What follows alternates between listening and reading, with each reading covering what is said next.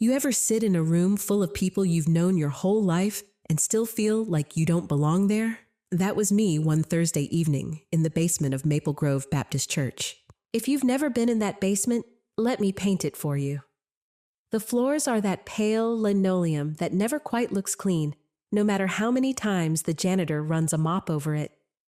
The ceiling hums with those long fluorescent lights flickering in one corner, like they can't decide whether to keep trying or just give up. Tables line the walls covered with plastic tablecloths in shades of mustard yellow and forest green. Every square inch smells faintly of instant coffee potluck chili and kids who'd just come in from playing tag in the gravel lot outside. That night, I had a tray of deviled eggs balanced in my hands, made the way my mother taught me with paprika, sprinkled in a perfect line across the top. I'd spent my afternoon mashing yolks with mustard and mayo, because that's what you do when your church is hosting a community night. You show up, you contribute, you feed other people before you feed yourself. I was halfway across the room when my daughter-in-law, Vanessa, intercepted me. She leaned in so close, I thought for half a second she might actually hug me. Her perfume hit my nose first, something sharp and expensive, the kind that doesn't smell like flowers so much as it smells like power. She smiled the kind of smile people paste on when they've rehearsed it in mirrors and whispered, "Rachel, sweetie, we've got the serving table handled. Why don't you run out and grab some ice instead?" That's how humiliation usually shows up in small towns. Not as a slap in the face, not as a scene people gasp over. No. It comes as a whisper, a smile, a request that sounds polite but cuts the legs right out from under you. I stared at her for a beat too long. Maybe she thought I hadn't heard her. But I had. And across the room, my son Noah was standing under those buzzing lights holding a shiny certificate from the Chamber of Commerce. Self-made success, they called him. Folks were clapping some, even whistling. He stood there tall, grinning like a politician, shaking hands like he belonged at the center of it all. I wanted him to look at me. Just once. Just long enough to notice his mother standing with a tray of deviled eggs being quietly pushed out of the picture. But he didn't. He never does in moments like that. I swallowed hard, nodded at Vanessa, and said the only word I could trust my voice to carry without breaking. Sure. Now, I don't know if you've ever been asked to leave your own table before, but I can tell you, it isn't the ice. It's what the ice stands for. It's the message, you don't belong here. Your place is somewhere else. Quiet.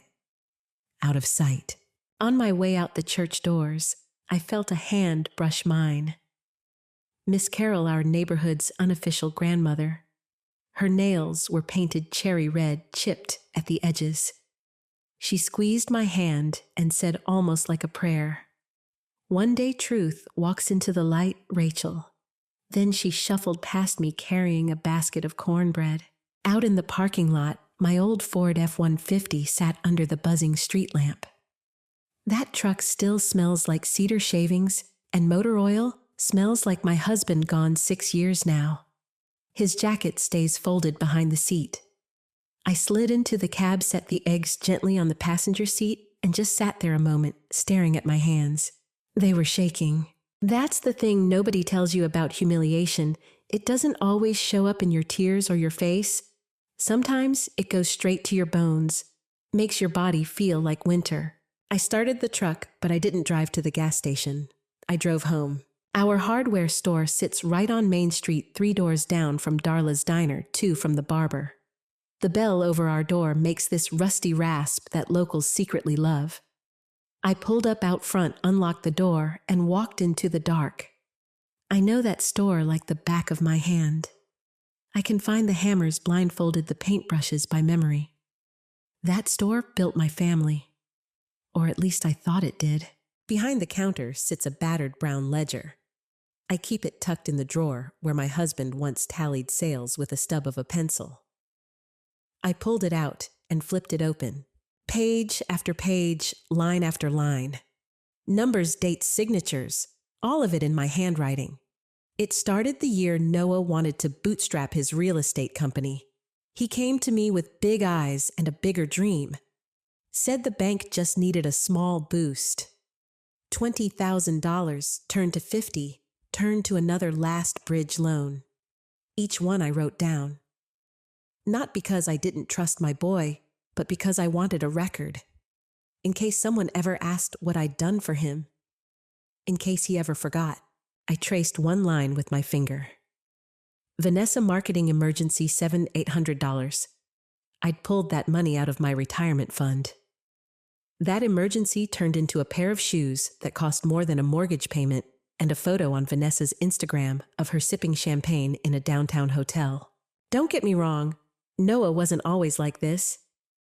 He's the boy who used to fall asleep on a stack of sandpaper while I closed up shop. The kid who brewed coffee for the old men who played checkers by the paint chips. But money doesn't change people. It just shines a brighter light on who they already are. I closed the ledger, slid it into my purse, and walked to the back room. My husband had cut a loose floorboard there years ago, a hiding place for things you don't want wandering. He used to slip birthday gifts down there. Later, I learned how to tuck away different things. I placed the ledger under that board, pressed it down until it clicked back in place. My secret's safe for now. Back at the church, I returned with 2 bags of ice from my own freezer, half melted at the edges. Noah was mid-speech when I walked in. He was talking about grit, about how Maple Grove built him. His hands moved like a preacher's commanding the room. I stood in the doorway, watching the crowd nod like bobbleheads, watching the letters piped in icing across a sheet cake Noah Carter Maple Grove's own. That's when a voice rang out across the room. "Hey, Miss Carter." It was Eli Harper, the high school kid who stocked shelves for me after baseball practice.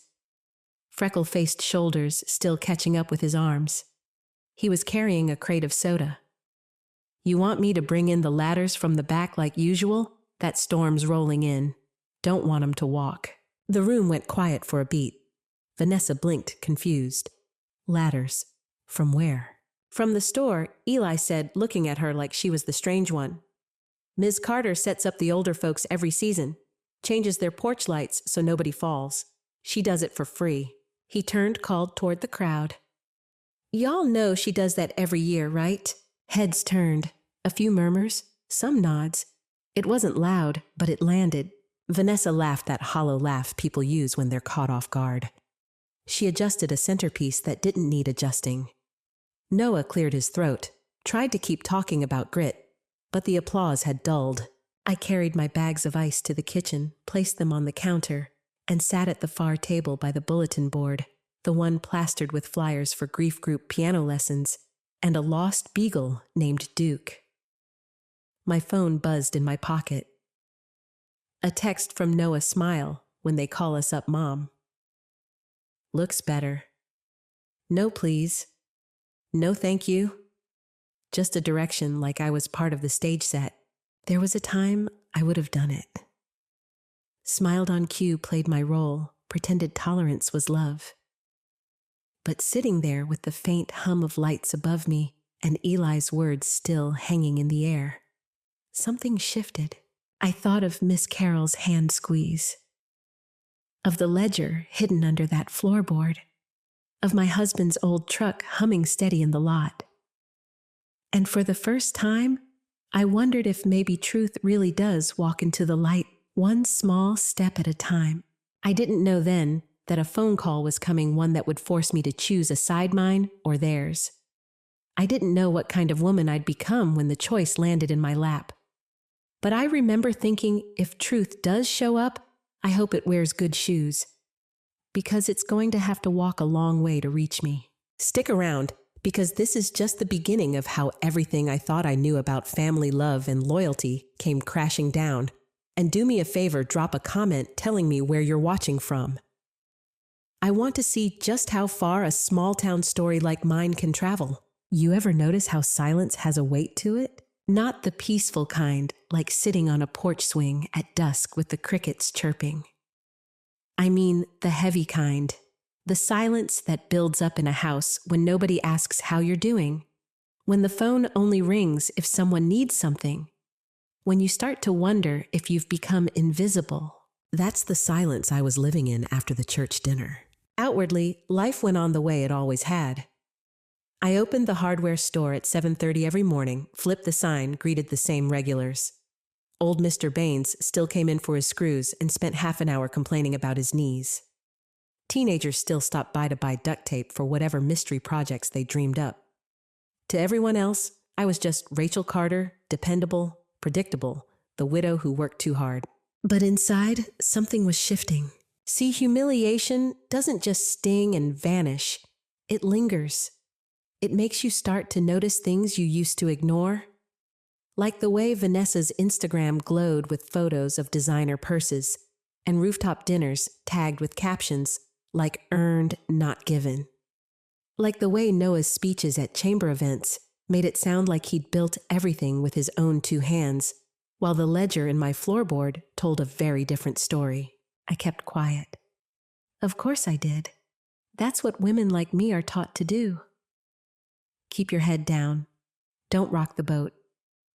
But my eyes were open now, and I began to see every small lie for what it was.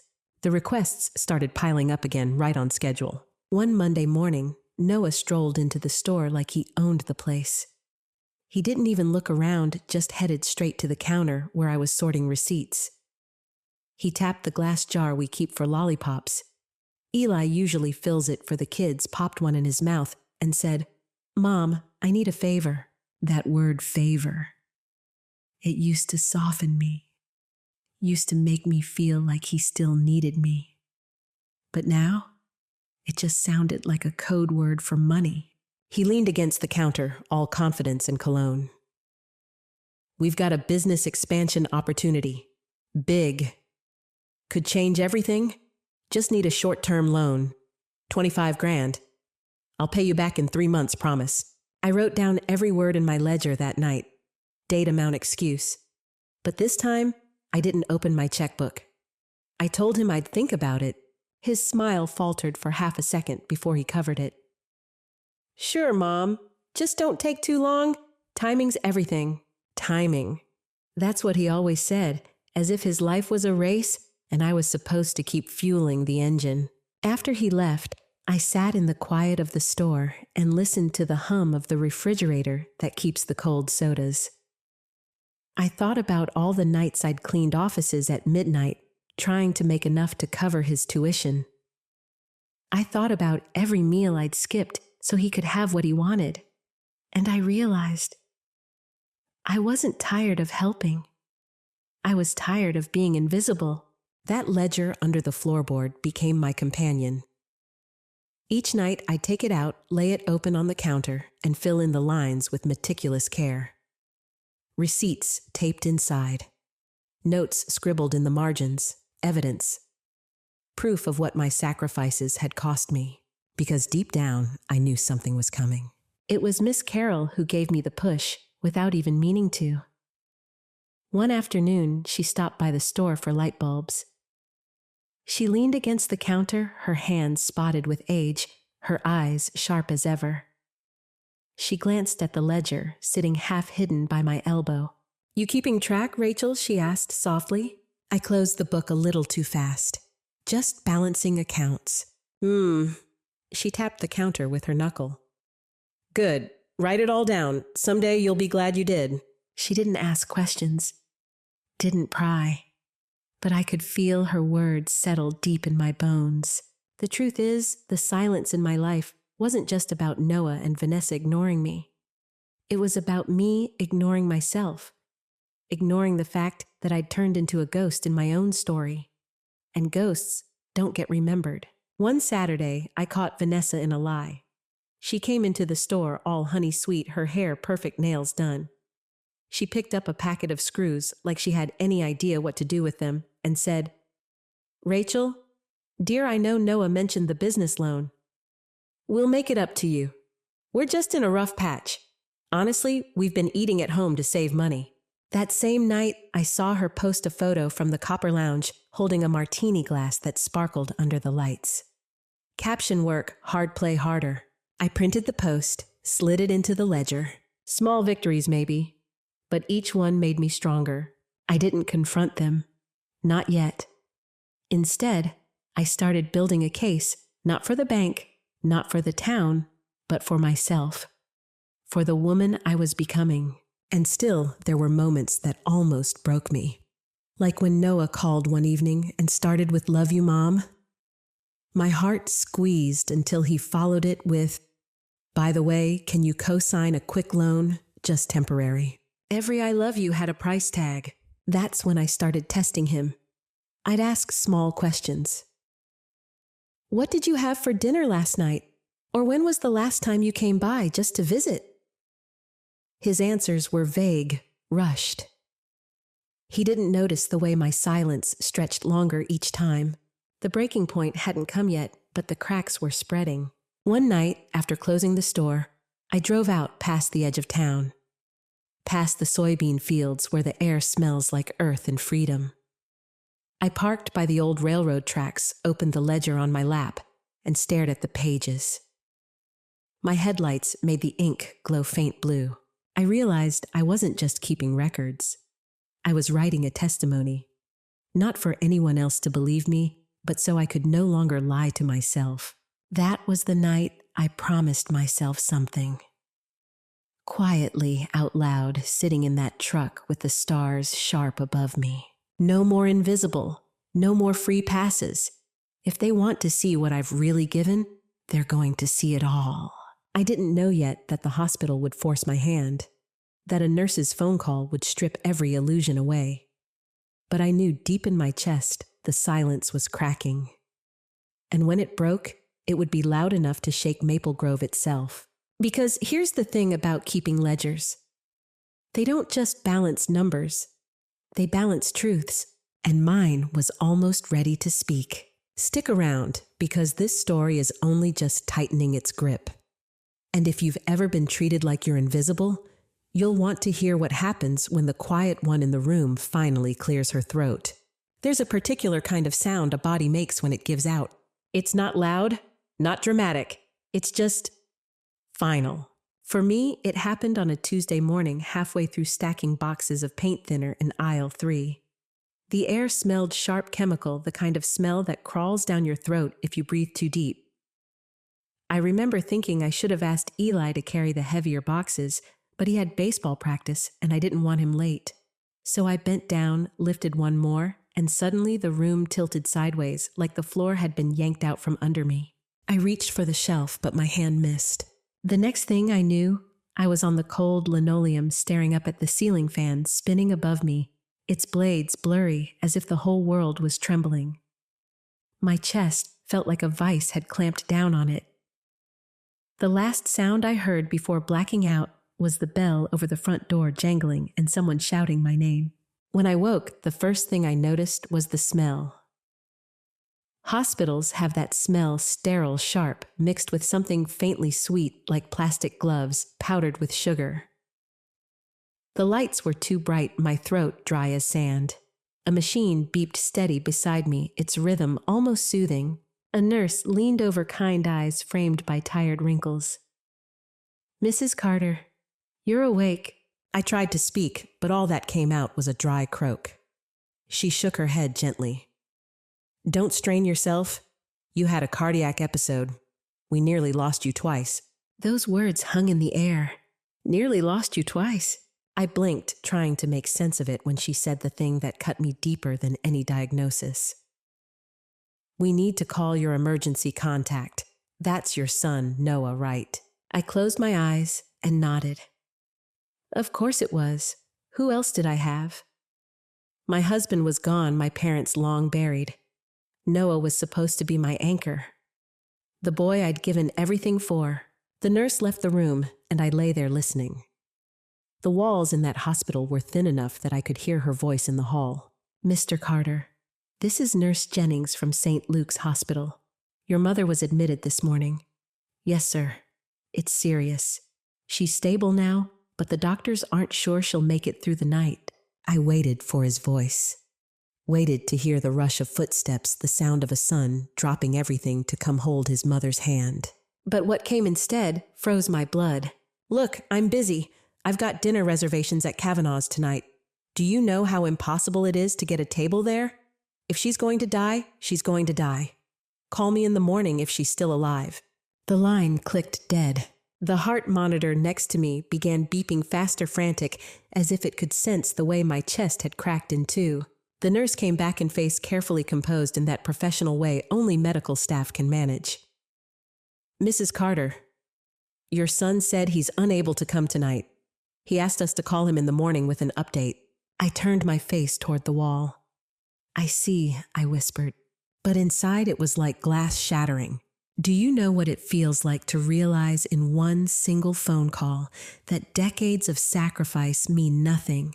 That the boy you worked 3 jobs for, the one you skipped meals for, the one you cheered for at every game and prayed for every night, thinks your life is less important than a dinner reservation? It doesn't just hurt, it hollows you out. That night, I lay in the hospital bed alone, the machines beeping steady, like a cruel lullaby. Every other room on the floor had visitors, flowers, balloons, family members huddled in chairs. Nurses tried to smile at me extra bright when they came in, as if to make up for the emptiness by my bedside. And something inside me broke. The Rachel who lived her whole life being useful, being quiet, being everyone's safety net, that woman died in that bed. What rose in her place was someone else, someone who finally saw the truth. Love without respect is not love, it's exploitation.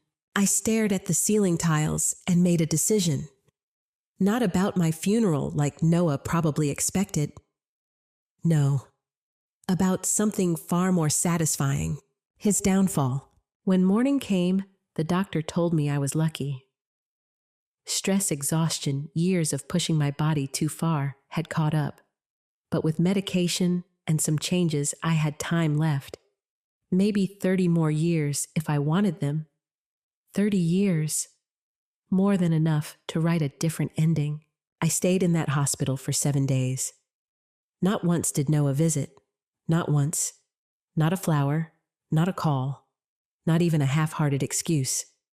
On day 3, I got a generic card from the hospital gift shop. Signed simply, Noah. Not love Noah. Not your son. Just his name, like he was signing a receipt. Vanessa didn't even bother with that. But their neglect was its own gift. It gave me space to think, to remember, to plan. I thought about the time Noah graduated college, and I sat in the back row clapping so hard, my hands stung, while he partied with friends who never knew his mother scrubbed office floors at midnight to pay his tuition. I thought about his wedding, where Vanessa made sure I sat near the back, far from the photos, because she thought I didn't fit the image. I thought about every birthday and holiday where I was an afterthought every time they uninvited me to dinners, because the crowd was different. And most of all, I thought about the money. Over 30 years, I'd poured nearly everything I had into that boy. Retirement savings, life insurance payouts, loans I'd co-signed. I added it all in my head and came up with a number that made me sick more than $800,000. $800,000, and he couldn't even put down a fork to come see me on my deathbed. That's when the idea took root. On my last night in the hospital, I sat by the window and looked out at the city lights. My hand rested over my chest, feeling the beat of a heart that refused to quit. If he thought I was weak, if he thought I was disposable, if he thought I was just a wallet with a pulse, well, he was about to learn what happens when a woman has nothing left to lose. The next morning, I walked out of that hospital under my own power, clutching the little paper bag with my new prescriptions. My legs felt shaky, but my purpose was solid. I went home, showered, and pulled out the black suit I'd worn to my husband's funeral. It still fit perfectly. I looked at myself in the mirror. Silver hair, smoothed back makeup-sharp lips painted the color of resolve. For the first time in years, I didn't see a woman fading. I saw someone dangerous. I picked up the phone and dialed the bank. "First National, this is Margaret speaking. This is Rachel Carter. I need to schedule an emergency meeting with Mr. Patterson this afternoon. She hesitated. Is everything all right, Mrs. Carter?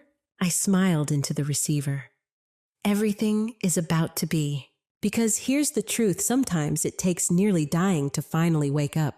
And when I woke, I wasn't the same woman anymore. Stick around, because the next part of this story isn't about suffering quietly. It's about taking back power dollar by dollar, truth by truth. And trust me, you'll want to see how Noah reacts when the ground beneath his perfect life starts to crack. There's a moment right after you make a decision that changes everything when the world feels eerily quiet. I felt it the day I walked into the bank, a black leather folder tucked under my arm, my old funeral suit pressed sharp against my skin. The receptionist gave me that polite little smile she always did, the kind that said she thought I was just another widow managing a dwindling account. But when I asked to see Mr. Patterson, her eyes flickered. Not many women like me came in asking for the manager directly. Inside his office, the blinds half closed against the glare of morning light, I laid my papers down on his desk one by one. My will, my retirement accounts, the deed to the house, a ledger I'd kept every loan, every tuition payment, every temporary handout Noah had sworn he'd pay back, but never did. The numbers stared back at me like ghosts. I want everything restructured, I told him. My voice was steady, cold. Every account, every beneficiary designation, effective immediately. Mr. Patterson adjusted his glasses, cleared his throat. Mrs. Carter, are you sure your son? I cut him off. My son made his choices. Now I'm making mine. By the time I walked out, Noah's name had been wiped clean from every account. The house was retitled in a trust I controlled alone. And the money, well, let's just say I found new places for it to live. It didn't take long for the cracks to show.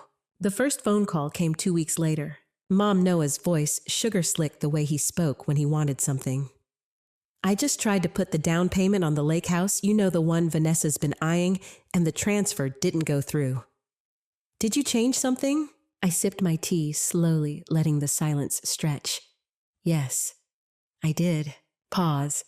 What do you mean? His voice rose tight with irritation. I mean, I said evenly that my accounts are no longer available for your use. Not the credit line, not the savings, not the trust. It's done. For a moment, there was nothing but static. Then came the explosion. Are you kidding me? After everything I've done for you? I laughed. Actually laughed soft and low. After everything you've done for me, Noah, do you even hear yourself? You wouldn't even come to the hospital when I almost died. Dinner reservations were more important. He stammered, caught off guard. He hadn't expected me to bring it up. That was different. You're overreacting. No, I said, my voice calm as stone. For the first time in my life, I'm not. And then I hung up. That was the last time I explained myself to him. Vanessa was next. She showed up at my door in a designer coat nail sharp enough to slice paper. Her smile didn't reach her eyes. Rachel, she said, stepping inside without asking. Let's be reasonable. Noah told me about this little stunt you've pulled. Cutting him off, it makes you look vindictive. People will talk. I looked her up and down from her perfectly polished shoes to the diamond bracelet glinting on her wrist. Bought no doubt with my money? Let them talk, I said, folding my arms. She sighed dramatically. We've kept you comfortable, haven't we? Invited you to dinners, included you in family events? Family events I cut in where I was seated near the back, kept out of photos, and treated like a burden. Spare me, Vanessa. I know exactly how much space you think I deserve in your life. None. Her face cracked, then just slightly the mask slipping. You'll regret this, she hissed. I smiled a real smile this time. No, I think I'll sleep just fine. The fallout didn't happen all at once. It was slow. Deliciously slow. The country club called me first, asking why Noah's membership dues hadn't been paid. Then the bank rang again, overdrawn accounts, declined cards. Word trickled through town faster than wildfire. Noah Carter, the golden boy. The success story was floundering. I didn't gloat, not openly. I went about my days like always. Grocery shopping on Tuesdays, church on Sundays, coffee with Miss Carol down at the diner. But inside, I carried a private satisfaction. Like a wound finally scabbing over. And while Noah scrambled, I started building. I took a portion of the money, just enough, and invested it back into the hardware store. The place my husband built with his hands, the place Noah had abandoned. I hired Eli part-time, taught him the ropes, watched the pride grow on his face when he fixed a customer's problem, and they thanked him directly. I donated to the community college, set up a scholarship in my husband's name for kids from our town who wanted to learn a trade. The look on the dean's face when I handed her that check, it was worth more than all the hollow thank yous Noah had ever given me. For the first time in decades, I wasn't just surviving. I was choosing. And people noticed. At church, Pastor Jim called me out one Sunday, not by name, but close enough. Sometimes the ones the world underestimates the most are the ones carrying the greatest strength, he said from the pulpit, his eyes lingering on me. Don't mistake quiet for weak. I felt a warmth in my chest I hadn't known in years. Of course, Noah tried again. He came to the store one evening, all false charm, leaning against the counter like he owned the place.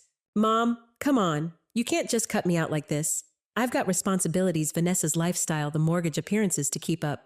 I leaned across the counter, meeting his eyes head on. For the first time, he looked away first. You've mistaken me for your safety net, I said softly. But I'm not your net anymore, Noah. I'm the ground you lost. He clenched his jaw, muttered something under his breath, and stormed out. The bell above the door jingled cheerfully behind him, mocking his exit. That night, I sat alone in the quiet of the store, running my hand over the old oak counter. My husband built it 50 years ago. Every groove, every nick told a story. For so long, I'd thought my story ended with sacrifice, with silence. But maybe not. Maybe my story was just beginning. The rebuilding wasn't just about money or reputation. It was about me. I planted a garden again the way I used to before everything was about bills and loans. I joined a book club at the library, laughed so hard one evening I cried. I even let Eli talk me into taking a short trip, just the two of us, to the coast. We walked along the pier gulls, crying overhead, salt air filling my lungs, and for the first time in years, I felt free. And through it all, I kept that ledger. Not just of debts and payments, but of moments, little victories, apologies I'd never hear, smiles I'd earned for myself. Proof that I was more than what Noah tried to reduce me to. Because here's the truth. Sometimes justice isn't loud. Sometimes it's quiet. It's a bank account Noah can't touch. It's a store buzzing with life again. It's a woman sitting in her garden sipping coffee in the morning sun, no longer waiting for anyone's approval. And that to me was the sweetest revenge of all. Stick around, because in the final part of this story, you'll see what legacy really means, and how even betrayal can plant the seeds of something far greater. You'd think the end of a story like mine would feel like a slammed door. Final. Heavy. But the truth, it felt like a window opening. I started to notice it in the smallest things. The way I no longer dreaded the phone ringing. The way the house felt lighter without Noah's shadow hanging over it. Even the sound of the screen door creaking in the morning didn't feel like loneliness anymore. It felt like possibility. For so long, I'd lived in service to others. My husband, God rest him, worked hard, but when he passed, it was all on me. Then Noah, always Noah, his debts, his excuses, his endless appetite for more. I had carried it like a cross, convinced it was my duty. That's what mothers do, isn't it? They keep giving, even when it hurts. But standing at the edge of my garden one morning, coffee in hand, dew shining like glass beads on the grass, I realized duty doesn't mean destruction. Love isn't meant to be a leash. That's when I understood what legacy really is. It isn't money, not houses, not accounts, not stocks in a folder stamped with your lawyer's name. Legacy is how people remember the truth of you, the lessons you leave stitched into the fabric of their days. For Noah, I had been a wallet, a background character in his perfect little play. He'll have to live with that choice. That's his story now. But for Eli, the boy who worked weekends at the store, who fixed broken hinges and laughed with customers for him, my legacy became something different. One evening, as he locked up, he turned to me and said, "Mrs. Carter, I never saw myself as the kind of person who could run a place like this, but you make me believe I can." Do you know what that felt like? It was like the earth shifting under my feet, but gently, finally, in the right direction.